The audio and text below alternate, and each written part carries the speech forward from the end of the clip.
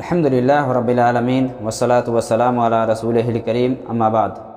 محرم الحرام یہ حرمت والے مہینوں میں سے ایک مہینہ ہے، اور حرمت والے 4 مہینے ہیں جن مہینوں میں خصوصی طور سے اللہ رب العالمین نے ظلم و زیادتی کرنے سے روکا ہے۔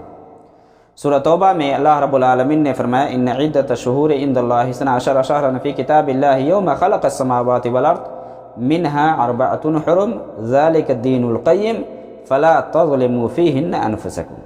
اللہ رب العالمین نے سال کے 12 مہینے بنایا ہے، اور یہ 12 مہینے اسی دن سے جس دن سے آسمانوں اور زمین کو پیدا کیا ہے، جن میں سے 4 حرمت والے مہینے ہیں، لہذا ان مہینوں میں اپنی جانوں پر ظلم نہ کرو۔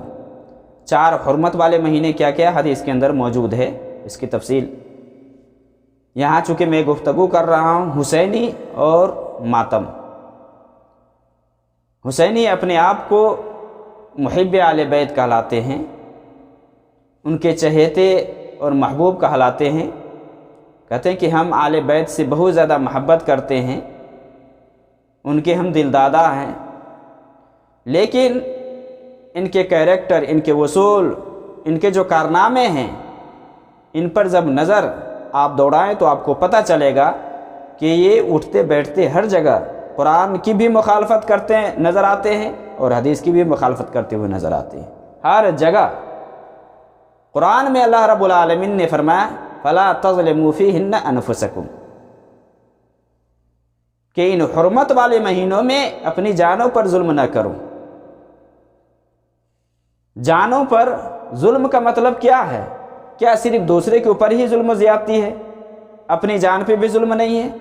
یہ لوگ جیسے ہی محرم کا مہینہ شروع ہوتا ہے اپنے اوپر یہ لوگ ظلم کرنا شروع کر دیتے ہیں، چھری لے کر، چاقو لے کر، زنجیر لے کر کسے کسے مارتے ہیں، جسم کو لہو لہان کرتے ہیں۔ میرے بھائی یہ ظلم نہیں ہے تو کیا ہے؟ آپ اس آیت کے خلاف کام کرتے ہیں کہ نہیں کرتے ہیں؟ آپ کہتے ہیں کہ ہم اللہ سے محبت کرتے ہیں اور اہل بیت سے بہت زیادہ محبت کرتے ہیں۔ کیا یہی اہل بیت کی تعلیم تھی کہ تم اپنی جانوں پر ظلم کرو، محرم کا مہینہ آ جائے تو اس حساب سے کرو؟ ایسے ہی کیا؟ آج حسین کے چاہنے والوں، حسین کے چہیتے یہ دعویٰ کرتے ہیں کہ ہم حسین کے غم میں اس طرح سے کر رہے ہیں۔ میرے بھائی آپ ہی کو حسین کا غم ہے اور کسی کو غم نہیں ہے؟ کیا آپ ہی حسین کے چہیتے ہیں؟ آپ ہی ان کے چاہنے والے ہیں اور دوسرے چاہنے والے نہیں ہیں؟ آپ جو یہ ماتم مناتے ہیں، یہ جو ماتم کرتے ہیں، آپ تو سنت کے خلاف بھی کام کرتے ہیں۔ اللہ کے نبی صلی اللہ علیہ وسلم کی حدیث بخاری کے اندر ہے لیس منا من ضرب الخدود وشق الجیوب ودعا بدعوى الجاہلیہ، کہ وہ ہم میں سے نہیں ہے جو رخساروں کو پیٹے، غریبان کو چاک کرے اور جاہلیت والی پکارے۔ سب کچھ اس جماعت کے اندر کوٹ کوٹ کر کے بھری ہوئی ہے، جاہلیت بھی ہے، یہودیت بھی ہے، ناسبیت بھی ہے۔ کمنٹ میں لکھتے ہیں نا، کمنٹ میں لکھتے ہیں یہ لوگ کہ ناسبی ہے، ایسا ہے ویسا ہے۔ یہ حسینی کو پتہ ہی نہیں ہے، یہ صرف حسین کے دعویٰ کرتے ہیں۔ یہ تو خود ایسی جماعت ہے کہ سارے فرقے ضالہ کا اطلاق اس جماعت پہ ہوتا ہے، سارے جو گمراہ فرقے سارے کا نام اس پر فٹ ہوتا ہے۔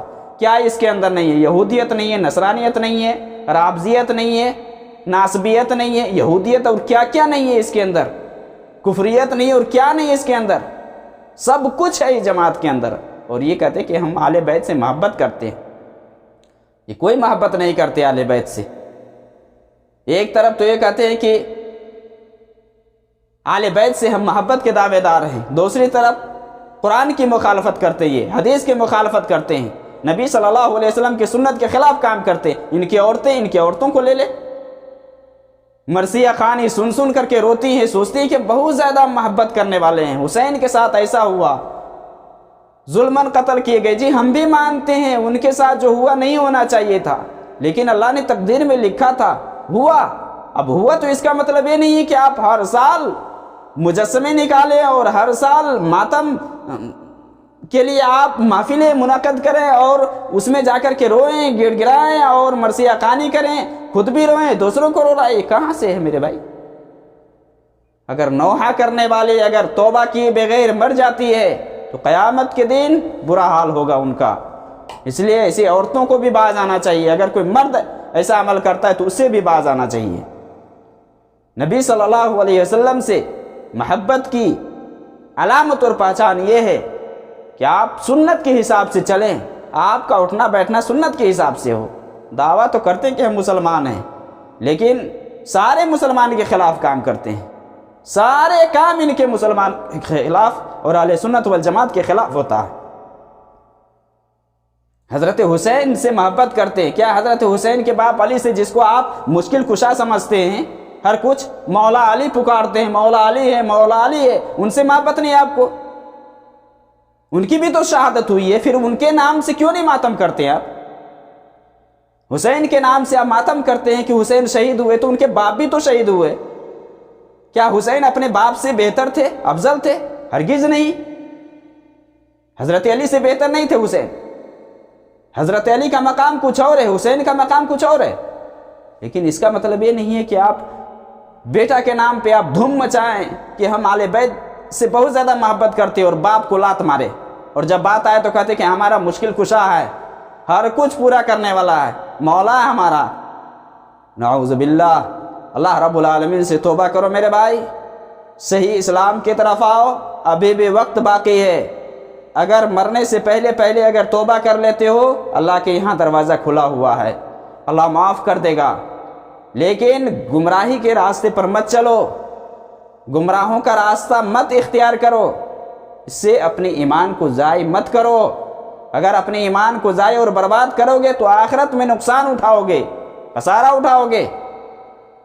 قرآن کے حساب سے آپ جیو، قرآن کے حساب سے چلنے کی کوشش کرو، نبی صلی اللہ علیہ وسلم کی جو سنت ہے، جو تعلیمات ہے، اس کے حساب سے آپ چلو، یہ مخالفت کام مت کرو۔ بہت سارے ہمارے مسلمان بھی ہے کہ اس میں مرثیہ خوانی کرتے ہیں، حسین کے نام سے گاتے ہیں اور کیا کیا کرتے ہیں، یہ سب خرافات ہے، یہ سب جہالت ہے۔ بہت سارے لوگ کھلے طور پر شرک کرتے ہیں، اس سب سے باز آ جاؤ میرے بھائی، باز آ جاؤ۔